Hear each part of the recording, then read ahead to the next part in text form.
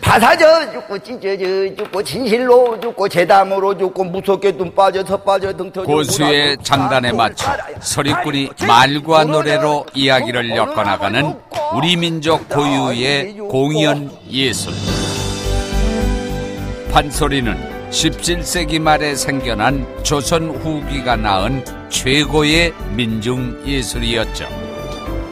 그로부터 300여 년이 흐른 뒤 유네스코 무형유산으로 지정될 만큼 시공을 초월해 전 세계인으로부터 그 가치를 인정받고 있습니다. 저는 여러분을 판소리의 맛과 멋의 세계로 안내할 국악인 윤진철입니다. 흔히 판소리를 우리 선조들의 얼과 혼이 담긴 소리예술로만 알고 계셨을 텐데요. 그 속에는 상상하지 못했던 또 다른 비밀이 숨어 있습니다.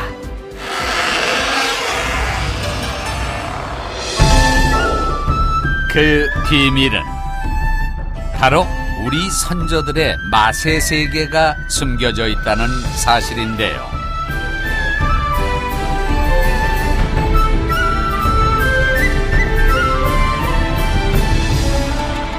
판소리 5작품 중 가장 애절한 정서를 담고 있는 심청가. 그 속에 담긴 삶의 지혜와 멋의 세계로 떠나볼 텐데요. 놀라운 것은 심청의 밥상에 3세기를 뛰어넘는 맛의 세계가 숨어 있다는 겁니다. 진흙 속에서 피어나지만 아름다운 연꽃처럼 감동적인 이야기가 숨어있는 심청의 밥상. 자, 그럼 이제부터 심청이와 함께 시간여행을 떠나볼까요?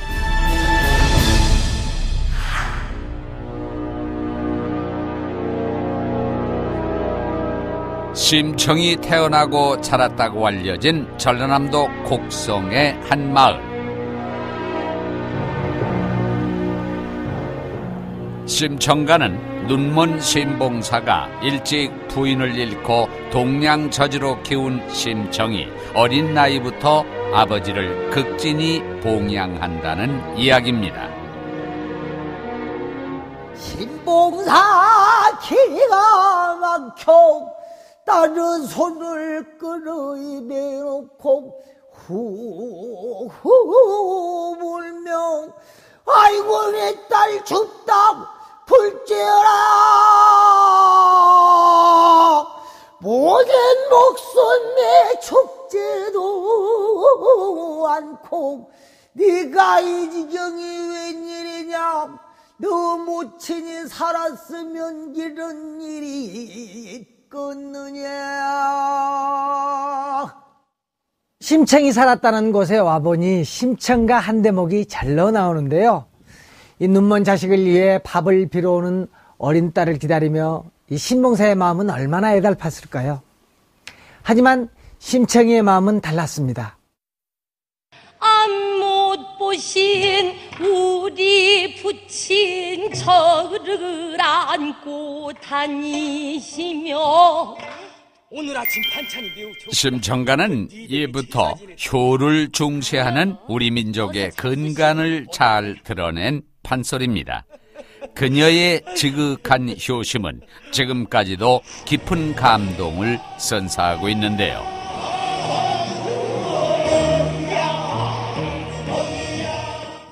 심청가는 다른 어느 판소리보다도 현실을 아주 그럴듯하게 그려냈어요. 힘들고 고생하고 궁핍하고, 그런데 그 속에서도 이 부녀 간의 사랑이 굉장히 애틋하게 그려지잖아요. 이런 것들, 아주 자기네의 삶을 그대로 판소리로 노래하는 것 자체가 관객들에게는, 당시에 판소리 청중들에게는 정말 흥미진진하고, 아, 이건 내 이야기를 지금 노래 불러주는구나 라고 쉽게 공감할 수 있는 것이죠.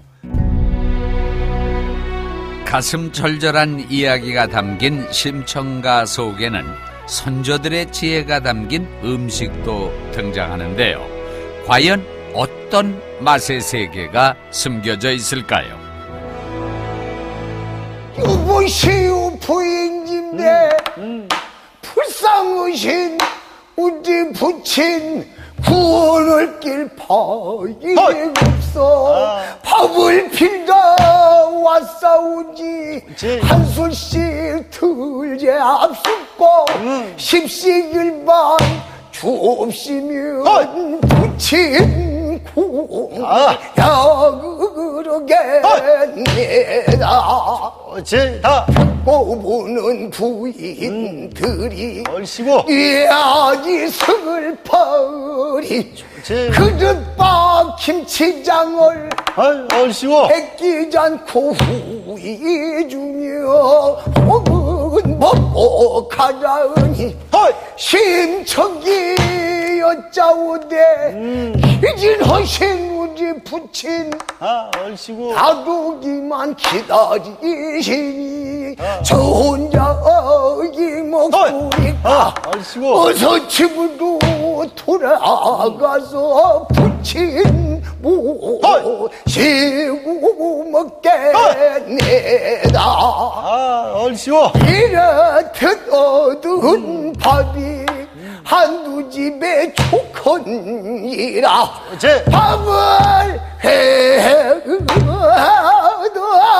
손에 들고 집으로 돌아올 때 심청기 나설 때는 원사를 해가 아직 비추었더니 벌써 해가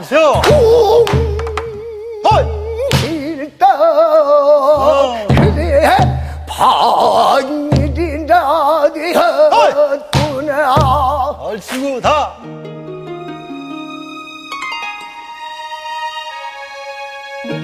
심청이 집집마다 구걸하여 밥과 함께 얻어온 것 바로 김치입니다.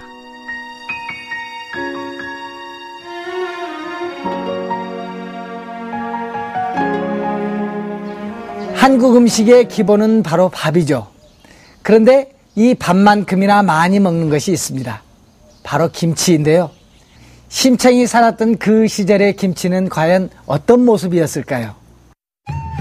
서민들은 소금에 절인 짠지 형태의 김치를 먹었는데요. 그러나 조선 후기부터 이 소박한 김치를 먹는데 문제가 생깁니다.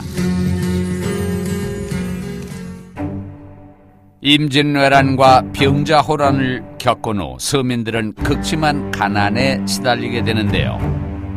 당시 구황작물이었던 소금은 서해 일부에서만 생산했고 잦은 기근으로 물량이 부족하게 된 거죠. 그런데 이를 해결해 줄 수 있는 것이 등장했으니 바로 고추였습니다.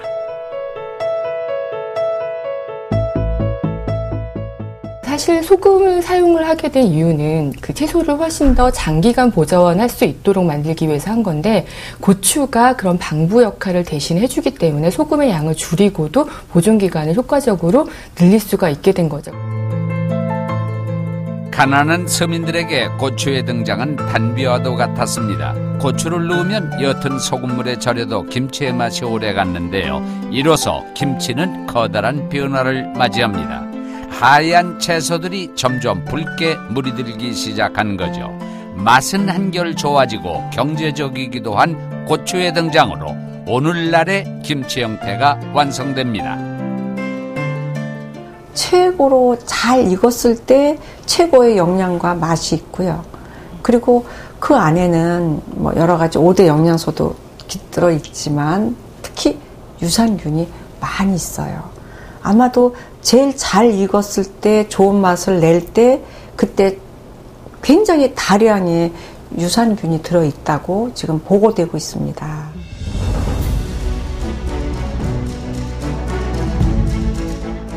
조선시대 대표 조리서인 규합총서를 살펴보면 여러 재료를 섞어서 만든 석박지를 비롯해 생선을 넣어 만든 어육김치, 시원한 국물이 일품인 동치미 등 이미 다양한 종류의 김치가 발달했다는 사실을 알 수 있습니다. 동해 지역에서는 명태하고 오징어가 많이 잡히니까 김치에 넉넉히 넣었고, 무 안에는 낙지를 넣고, 그리고 그 흑산도에는 가오리라든지 홍어 같은 걸 넣어서 김치를 담궜어요. 그러니까 그냥 생선으로도 먹지만 김치 담글 때 생선을 넣게 되면 단백질도 더 많이 보충이 되고 맛도 있고 생선을 또 오래 두고 먹을 수 있으니까 일석삼조에 좋은 그런 어육김치를 담아 먹어왔어요. 아이고, 좋다. 아이고.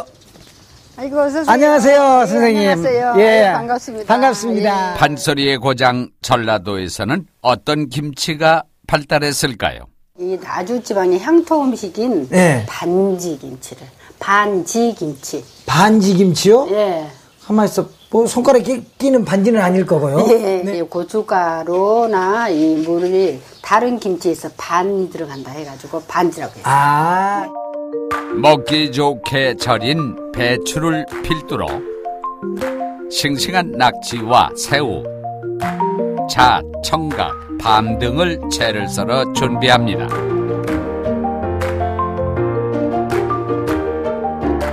여기에 새우젓과 고춧가루, 참깨 등을 넣고 잘 버무려주면 맛깔스러운 양념소가 완성되는데요. 배추에 소를 먹음직스럽게 채워 넣어줍니다. 그야말로 군침이 절로 도는데요.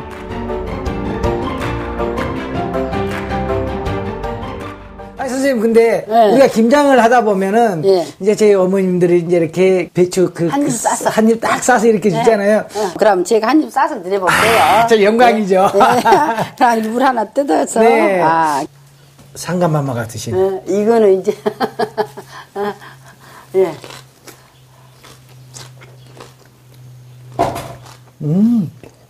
재료의 어울림이 예. 맨 처음에는 미나리의 그 향이 쫙 이렇게 올라오더니 예. 해물들의 이런 예. 그 속삭임들이 예. 아, 이게 막 굉장히 매운 게 아니라 굉장히 상큼하네요. 네, 그러죠. 네. 예, 예. 이렇게 각종 양념이 어우러진 김치를 항아리에 차곡차곡 넣어줍니다. 그리고 반지김치의 가장 중요한 과정인 양지고기를 푹 끓여 육수를 만드는 거죠. 한 소끔 식힌 육수를 한지에 받쳐 기름기를 걸러주고 이 맑은 고기 육수에 고운 고춧가루를 풀어 색을 내줍니다. 붉은빛 감도는 육수를 김치 항아리에 자작하게 부어준 뒤 일주일간 숙성시켜주는데요. 그래야 반지김치의 제대로 된 맛을 볼 수 있다고 합니다. 담백한 맛이 일품인 반지김치. 갖은 해산물에 맵거나 짜지 않아 양반가에서 술안주로 즐겨 먹었다고 하죠.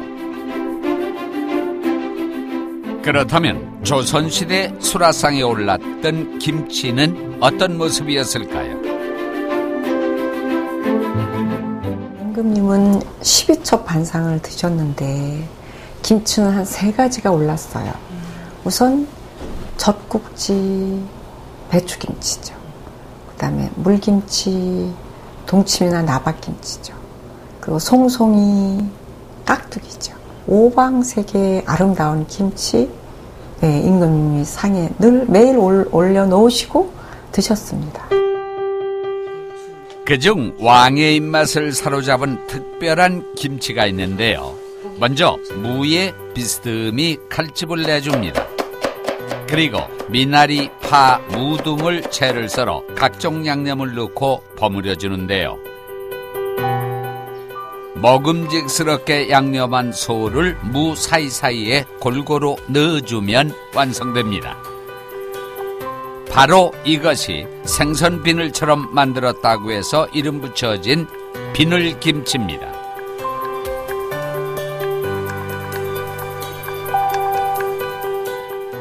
궁중김치는 정교하고 우아한 모양새가 눈길을 사로잡는데요. 여기에는 우리 한식만의 기본 원칙이 담겨 있습니다. 우리 음식은 굉장히 그 시각적인 면에도 신경을 쓰는 음식이에요. 네, 그 오방색이란 말을 들어보셨을 텐데 음식을 만들 때 가능하면 그 오방색을 중요하게 생각을 했거든요. 그래서 5가지 색깔이 거의 이제 우리가 대표 한식이라고 보는 음식에는 다 들어가고요. 그래서 상당히 이제 눈으로 봐도 아름다운 그런 음식을 창조해냈습니다. 오방색은 궁중 음식에서 반드시 표현해야 하는 원칙이죠.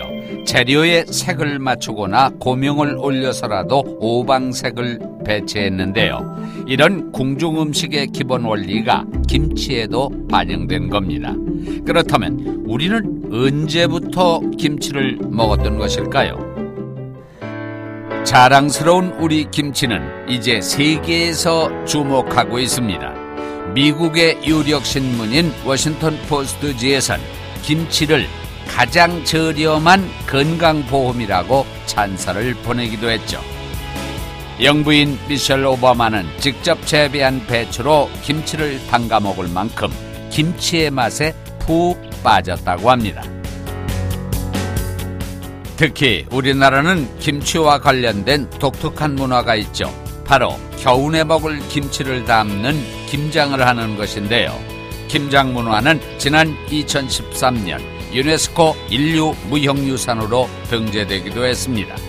김장 문화라는 것이 가지고 있는 그 존재의 가치 중에 하나가 이제 다른 사람들과 나눈다는 공동체 음식 문화인데요. 이게 이제 과거에는 서로 그 노동력을 교환하기 위한 형태로 존재를 하다가 지금은 어떤 나눔의 정서, 그 다음에 가족 간의 어떤 유대 관계를 끈끈하게 해주는 어떤 모티브가 된다는 점에서 형태는 좀 변화가 되었지만 그 정신이 계속 계승되고 있다는 점에서 굉장히 평가를 받았던 걸로 알고 있습니다. 심청의 밥상에는 우리에게 중요한 음식이 하나 더 있습니다. 과연 무엇일지 심청가를 통해 그 실마리를 찾아볼까요? 심청이 거동무하라 문전에 들어서며 아이고 아버지 많이 기다리셨죠. 자연지체되었네다. 죽긴들 오죽하며 시장긴들한 소리가 신봉사 반절하고 발전 되어 내다르며 아이고 내 새끼야 그렇지. 숨 따서 들어오라. 손시다 풀찌어라. 심청은 손을 안어 입에 넣고 후후 그렇지. 풀며 내 새끼야 팔인들 오직 시리겠느냐. 그렇지 얼쑤. 팔도 거루 만지면서 눈물 짓고 하는 말이 애달도다 너의 모친 오상언진의 팔자 누르고요 밥을 비기기만 먹고 살겠느냐. 오지엔 목숨이 죽지도 못하고 자식 고생을 시기는구나. 심청이 장한 후성 부친을 이루건대 아버지 서름 마옵시고 진지나 잡수시오. 부모를 봉양하고 자식에게 효받기는 인사 당연히 오니 너무 걱정 받으시고 진지나 잡수시오. 이것은 흰밥이요 이것은 밥밥이요 멱두가 갈치자만 어머님 친구라고 아버지 갖다 드리라기에 가지고 왔사오니 시장 참게 잡수시오.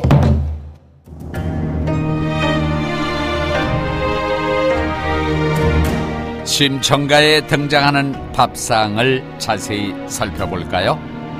따끈따끈한 흰 밥에 짭조름한 미역 투각, 너릇너릇한 갈치 자반까지 정갈하면서도 소박한 밥상입니다. 300년이 지난 지금 우리의 밥상과 비교해볼까요?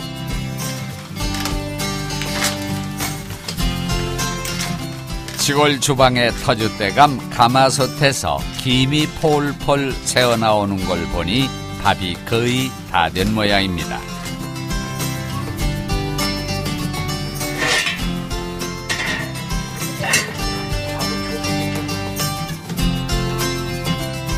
고슬고슬 갓 지어진 가마솥 밥입니다. 구수한 냄새에 벌써부터 입맛이 도는데요.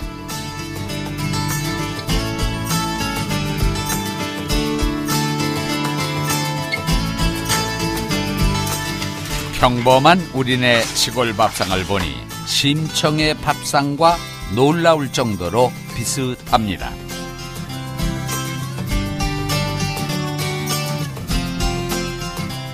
한국 사람은 밥심으로 산다라는 말이 있을 만큼 우리 음식에서 가장 기본이 되는 것은 바로 밥입니다. 가마솥에다가 강명솥에다가 밥을 해서 먹게 되면 밥이 구수한 맛이 나고 아주 좋아요. 오랜 농경사회의 전통이 이어져 오는 우리 밥상에 쌀밥이 가지는 의미는 특별합니다. 이 판소리의 5작품 중 유독 심청가 속에는 밥, 즉 쌀과 관련된 이야기가 많은데요. 심청가 속에 숨겨진 밥 이야기를 더 들어볼까요? 그때 기덕 어머니는 아이바다 쌍발라 미워놓고 찻국밥을 얼른 지어 삼신상에 받쳐놓고 공사님 삼신님께 좀 빌어보시오. 그거 내가 어찌민다요. 기덕 어머니가 좀 빌어주시오. 아이고 나도 모르겠어. 봉사님이 잘 좀 빌어보시오. 그럼 내가 빌어볼까? 삼신삼천 도설제 삼신제왕님네 화이동심의 다워보옵소서. 사시부와 천지는 딸 한 달 두 달 이슬 매주고 석 달에 비결이고 넉 달에 인형 삼조 5 달에 오포 받고 6 달에 유정하 7 달에 질구 삼조 8 달에 사방 8천 달이라고 9 달에 구구열여 10 달에 금강문 하달문 고이여러 승산하여 주시 삼신님들 보신던 백골난망이 주니까 타만 동료딸이오나 동방상의 병을 주고 대모 턱행이나 대수증묘 여행이며 기량을 처절해 바지어 제일이며 서숭어 복을 주어 매번듯 달붙듯 장벽 없이 잘 갖고 일치월장하게 하고 없어서.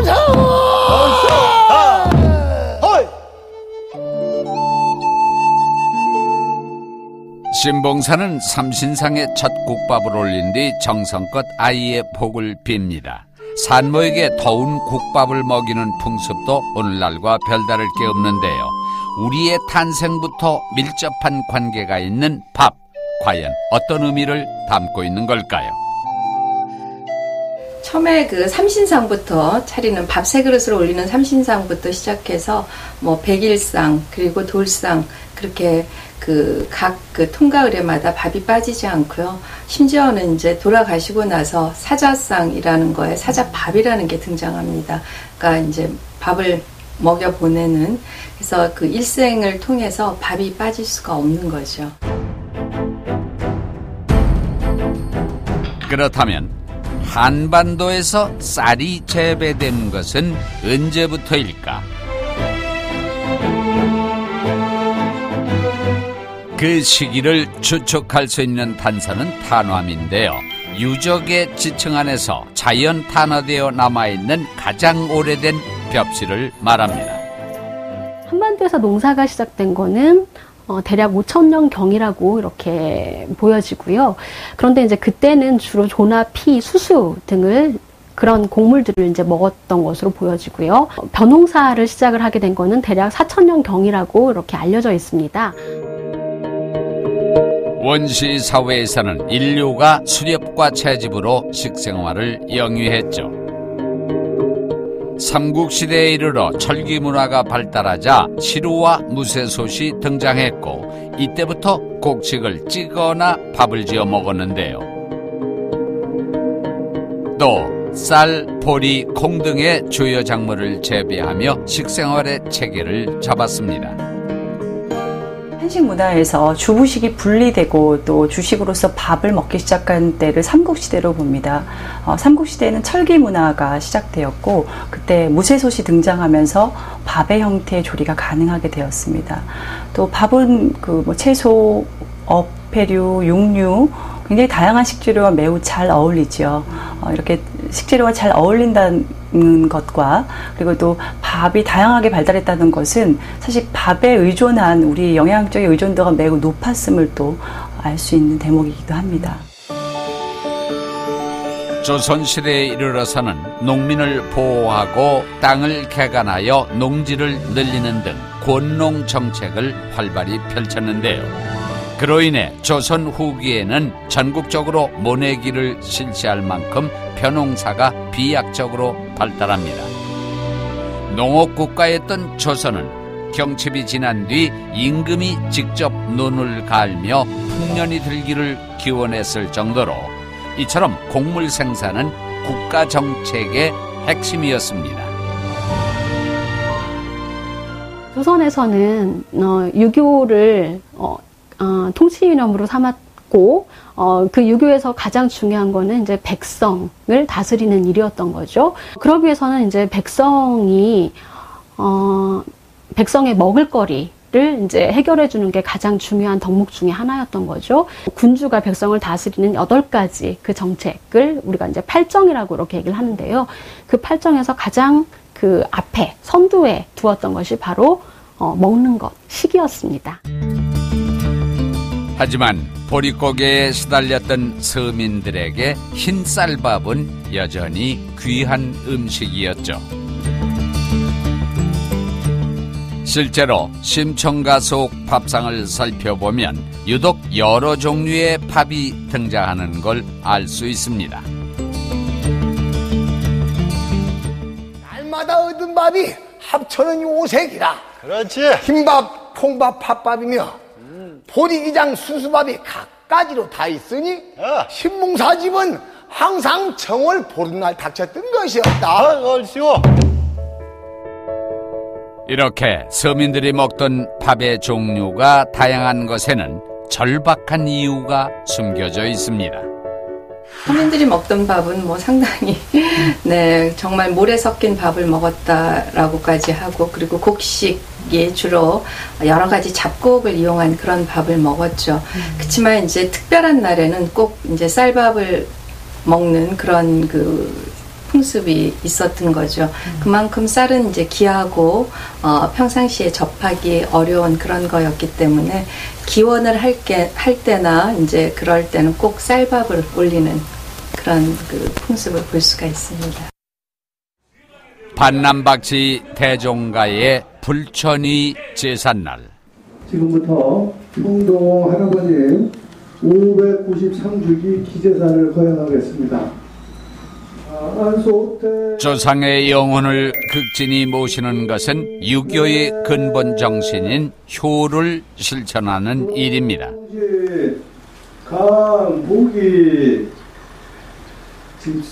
정성껏 차린 제사상에서 시작과 끝을 알리는 중요한 음식이 있는데요. 바로 밥입니다. 매는 바로 후손들이 선조에게 바로 식사를 드리는 예이므로 이것이 그 중에서도 우리가 말할 수 있는 선조님과 같이 식사를 할 수 있는 가장 훌륭한 절차의 하나라고 생각이 됩니다.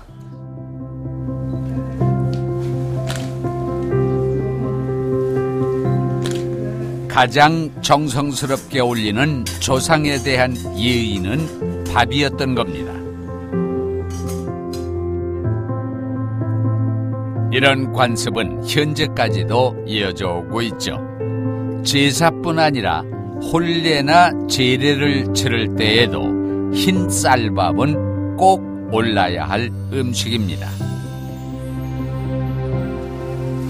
밥은 한국인의 전통 신앙과 의식을 지배하는 문화의 핵심 코드입니다. 밥과 관련된 우리의 전통 문화는 심청가에서도 엿볼 수 있죠. 심청이 안으로 들어와서 눈물 섞어 밥을요 상을 들고 들어오며 아버지 일어나 진지 잡수세요. 신봉사 일어나며 얘야 오늘 아침밥은 어찌리 일렀느냐. 그런데 그 꿈도 참 이상하다. 간밤에 꿈을 꾸니 네가 큰 수레를 타고 끝없는 길을 한없이 가는구나. 그래 내가 뛰고 굶굴고 울고 풀고 야단하다가 내 꿈을 깨가지고 내 손수 해몽을 했자. 그 수레라 하는 것은 귀여운 사람이 타는 것이라 아마도 승상댁에서 너를 감아태우라 꿈인가 보다.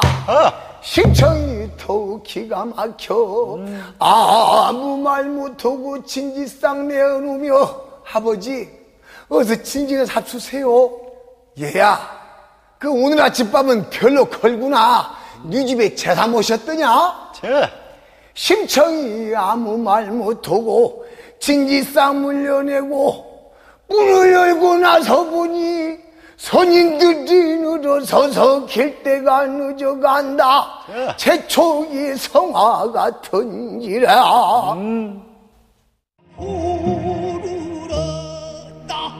아침 밥상을 드리며 아버지와 눈물겨운 이별을 한 심청은 얼마 후 고사상 앞에 앉게 됩니다.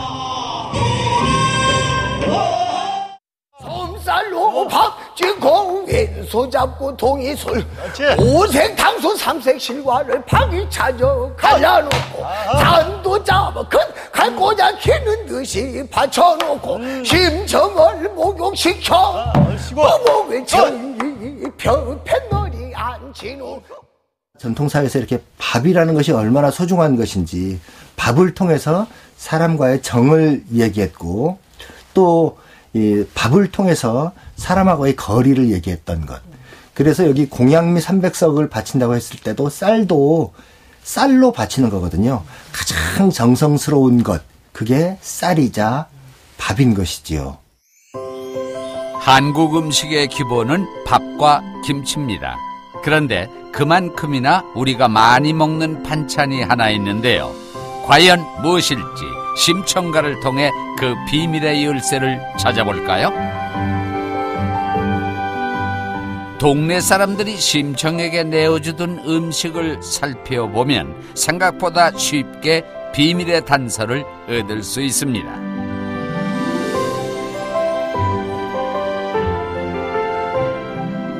김치와 함께 고루 내어준 것, 바로 밥도둑이라 불리는 젓갈입니다. 우리나라는 삼면이 바다로 둘러싸여 일찍부터 어업이 발달했는데요. 특히 조선시대는 어업 기술이 발달해서 다양한 생선들이 잡혔죠. 하지만 오래 저장할 수 있는 기술이 없어 부패를 막기 위한 해결책이 시급했는데요. 그 문제를 해결해 준 것, 바로 소금입니다. 생선을 소금에 절여 놓는 것은 아주 중요한 저장 방식이었죠. 게다가 소금에 절인 생선은 감칠맛까지 더해졌는데요. 단백질과 소금에 나트륨이 만나 천연 조미료 글루탄산 나트륨을 만든 겁니다. 조선시대는 바다나 강에서 잡히는 생선을 젓갈로 만들었기 때문에 그 종류가 현재보다 다양했습니다. 계절별로 오젓, 육젓, 가을에 담아서 추젓, 겨울에 담아서 동백하젓, 그러면서 이렇게 1년 내내 이렇게 이제 그때마다 젓갈을 담아서 또 우리의 그 단백질, 그건 이제 동물성 단백질이죠. 그래서 동물성 단백질을 우리한테 근본을 줬으니까 우리 민족과 함께 발전해 왔던 우리의 곰삭은 맛, 발효 음식, 조미료죠. 좋은 소금은 좋은 발효식품을 탄생케 하는 핵심 재료로 변산반도의 잔잔한 해풍과 뜨거운 태양은 질 좋은 소금을 만드는 천혜의 조건입니다. 조선시대부터 임금에게 진상품으로 올릴 만큼 값진 식재료였다는데요. 이처럼 품질 좋고 풍부한 소금으로 인해 우리나라 서해안은 현재까지도 젓갈의 보고로 자리하고 있습니다.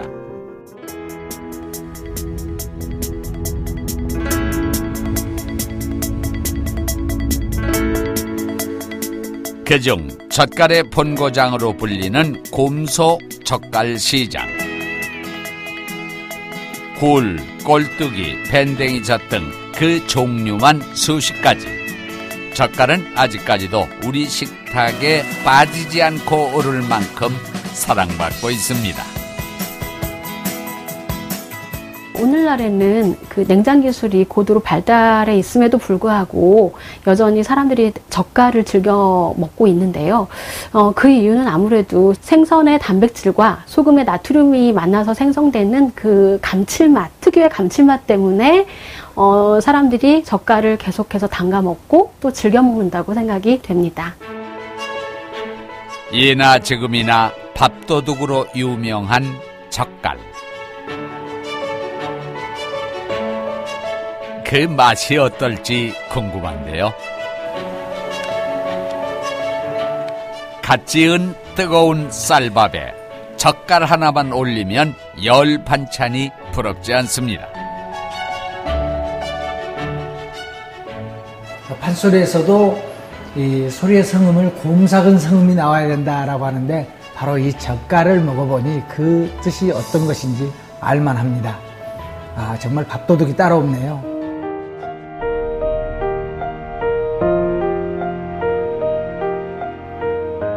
바닷가 마을에서는 김장을 하는 것만큼이나 젓갈을 담는 것이 익숙한 일입니다.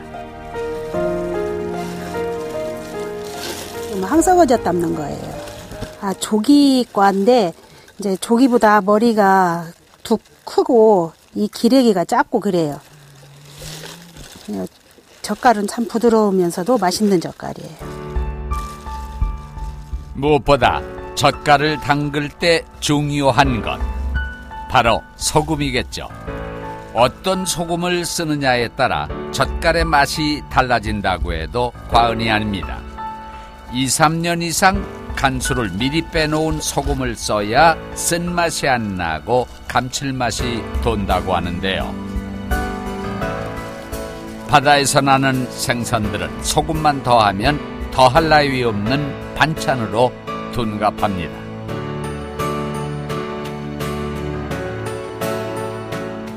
여기에 고춧가루나 양념을 더하면 변신의 변신을 거듭하는 젓갈.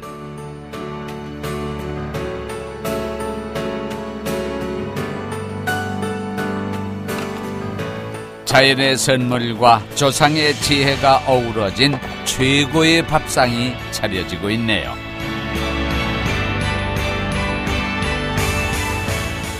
무슨 젓갈들이에요? 네, 각종 젓갈이 다 있죠. 오징어젓, 창란젓, 명란젓, 뭐 꼴뚜기도 있고 낙지도 있고 여러 가지 많죠. 우리 선조들은 이런 지혜로 밥만으로는 부족한 단백질을 공급받고 음식의 맛도 더해왔는데요. 300년이 지난 지금도 젓갈은 우리네 밥상에서 빠질 수 없는 반찬입니다. 이 젓갈이 올라야만이 밥맛을 느낍니다. 그래서 밥을 어느 때는 2공기, 어느 때는 컵반 이렇게 해서 식사를 많이 해요. 그래서 제 몸이 튼튼하고 제 나이가 한참 나이가 60 넘었는데 지금 건강해요. 밥을 많이 먹어서 젓갈하고. 자, 이로써 심청의 밥상이 완성됐는데요. 평소 우리가 먹는 음식과 크게 다르지 않습니다. 심청가의 밥상은 잡곡밥, 그리고 젓갈, 김치 위주의 굉장히 소박한 밥상을 볼 수 있습니다. 대표적으로 잡곡 위주의 그리고 발효 음식 위주의 한국 전통 음식 문화가 잘 녹아있다고 볼 수 있습니다. 이것은 우리 그 한식 문화가 지금도 이렇게 유지될 수 있는 것은 그 영양학적인 건강성 그리고 균형감 이런 것들을 그 이유로 꼽을 수 있겠습니다. 숨은 비경을 자랑하는 크고 작은 섬들의 군락지 고군산 군도. 그 옛날 심청이 몸을 던졌던 인당수로 알려져 있는데요. 애달픈 심청의 모습이 눈앞에 그려지는 듯합니다. 심청이가 몸을 던진 인당수를 보고 있자니 아버지를 위해 망망대해에 몸을 던졌던 심청의 지극한 효심이 느껴지는데요. 그 절절하고 감동스러운 이야기 감상해 보시죠. 토상을 북채를 들어 제어이 구름 담담한 초막기 토와 동쪽으로 소이다 얼쑤다 심청이 말도 웃었던 자리에 주장여녀 아이고 아버지 얼씨고 불효여 심청이는 요마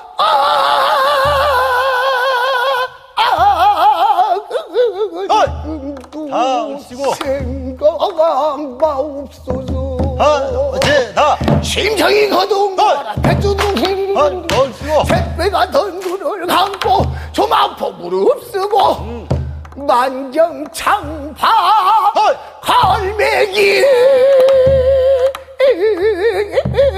갈매기처럼 얼씨고 떴다무리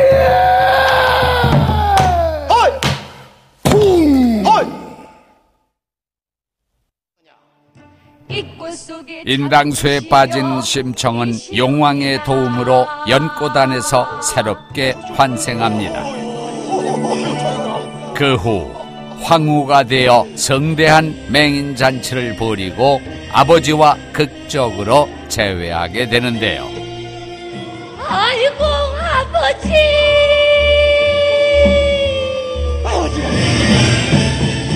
결국 심청의 지극한 효심으로 신봉사는 눈을 뜨며 행복하게 끝을 맺습니다.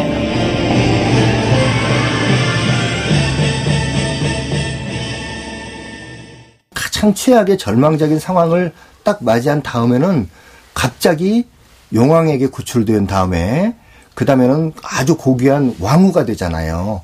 이런 환타지적인 것. 그래서 자기네들이 아주 실감나게 살았던 현실도 구체적으로 잘 노래하고 있고 그렇게 어렵게 살지만 그러나 정당하게 진솔하게 자기의 삶을 잘 진지하게 살아가는 사람에게는 이렇게 인과응보처럼 고귀하게 잘 행복하게 살 수 있다라는 그런 환타지를 주기 때문에 동시에 아주 즐겼던 작품이라고 생각이 됩니다.